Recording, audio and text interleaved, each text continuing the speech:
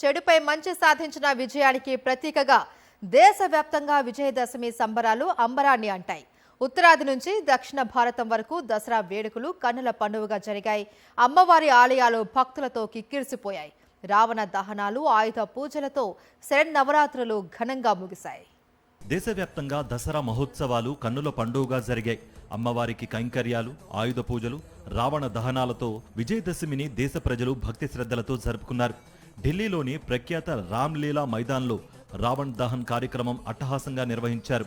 కళాకారుల రామ్లీలా ప్రదర్శనలు ఆకట్టుకున్నాయి. విజయదశమి సంబరాలను సైనికులతో కలిసి జరుపుకున్నారు రక్షణ మంత్రి రాజ్నాథ్ సింగ్.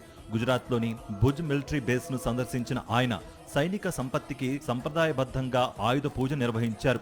ఆపరేషన్ సింధూర్లో ఉపయోగించిన L-70 ఎయిర్ డిఫెన్స్ గన్స్కు శస్త్ర పూజ చేశారు. దసరా ఉత్సవాలు అంటే మైసూర్ ప్యాలెస్ గుర్తుకు రావాల్సిందే.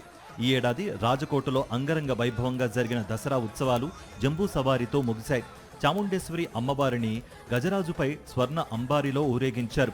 750 కిలోల స్వర్ణ అంబారీ కట్టిన ఏనుగుతో పాటు 14 గజరాజులు ఈ జంబూ సవారీలో పాల్గొన్నాయి. 100 ఏళ్లుగా జరుగుతున్న ఈ వేడుకలను వీక్షించేందుకు స్థానికులతో పాటు పెద్ద సంఖ్యలో పర్యాటకులు తరలివచ్చారు.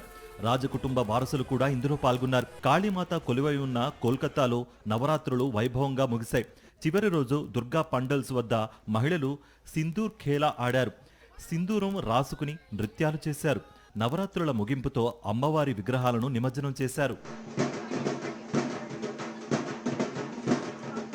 ఢిల్లీలో జరిగిన దసరా సంబరాల్లో కేంద్ర మాజీ మంత్రి స్మృతి ఇరానీ పాల్గొని సింధూర్ ఖేలా ఆడారు.